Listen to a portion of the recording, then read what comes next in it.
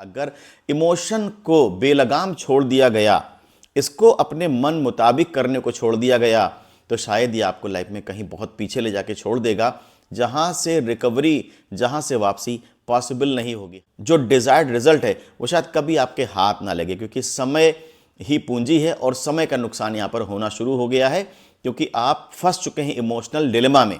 Emotion हमारी life में बहुत बड़ा रोल प्ले करते हैं, आप माने या ना माने। अगर हम लाइफ में तरक्की करते हैं, आगे बढ़ते हैं, प्रोग्रेस करते हैं, तो उसके पीछे भी हमारा इमोशन ही होता है।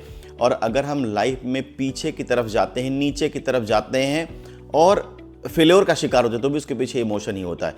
अगर इमोशन को ठीक से मैनेज करना सीख लिया जाए तो आप तरक्की की सीढ़ियां लगातार चढ़ते चले जाएंगे, निरंतर चढ़ते चले जाएंगे। लेकिन अगर इमोशन को बेलगाम छोड़ दिया गया, इसको अपने मन मुताबिक करने को छोड़ दिया गया, तो शायद ये आपको लाइफ में कहीं बहुत पीछे ले जाके छोड़ देगा, जहां से रिकवरी, जहां से वापसी पॉसिबल नहीं होगी। हम सभी अपनी लाइफ में चाहते हैं कि हम जो कुछ भी प्लान करें उसे अच्छे से एग्जीक्यूट करें और उसका जो एंड रिजल्ट है वहां तक पहुंचे। जो डिजायर्ड रिजल्ट सोच करके हमने काम शुरू किया है वहां तक पहुंचे।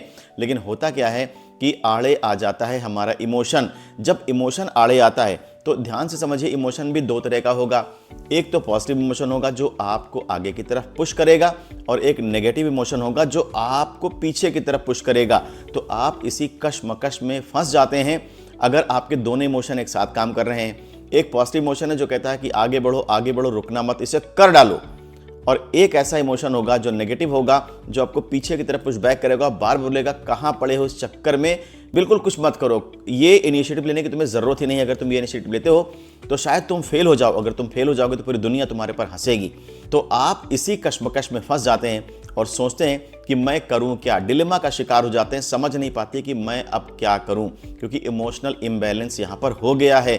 अब इमोशनल इम्बैलेंस से निकलने का एक बहुत बढ़िया रास्ता मैं आपको बताता हूं कि जब भी कभी आप देखिए, पहले तो आप ये कोशिश करिए ना कि इमोशन नेगेटिव आपको रोक ही ना पाए, हमेशा पॉजिटिव बने रहिए। हमेशा ये सोचिए कि अगर जो भी आप करने जा रहे हैं उसमें सफल हो गए, जो डिजायर्ड रिजल्ट है वो मिल गया तो क्या होगा।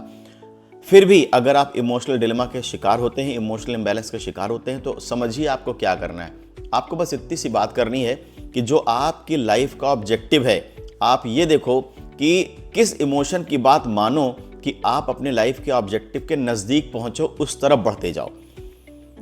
कौन सा ऐसा इमोशन है जो आपको आगे की तरफ ले जाएगा, आपको आपके लाइफ के ऑब्जेक्टिव की तरफ ले जाएगा, और कौन सा ऐसा इमोशन है जिसको मान लेने से आप पीछे चले जाओगे। जो डिजायर्ड रिजल्ट है वो शायद कभी आपके हाथ ना लगे, क्योंकि समय ही पूंजी है और समय का नुकसान यहां पर होना शुरू हो गया है, क्योंकि आप फंस चुके हैं इमोशनल डिलेमा में। तो अगर आप इस इमोशनल डिलेमा से बाहर निकलना चाहते हैं तो ये समझ लीजिए कि आपको ये चेक करना पड़ेगा, ये देखना पड़ेगा कि कौन सा इमोशन है जो आपको आगे बढ़ने को प्रेरित कर रहा है, और कौन सा ऐसा इमोशन है जो आपको पीछे की ओर प्रेरित कर रहा है। यहां पर यह समझना जरूरी है कि आगे की तरफ बढ़ने वाला इमोशन जो आपको बार बार प्रेरित कर रहा है कि आगे बढ़ो, आगे बढ़ो, आगे बढ़ो, तो ये देखें कि वो किस तरफ आगे ले जा रहा है।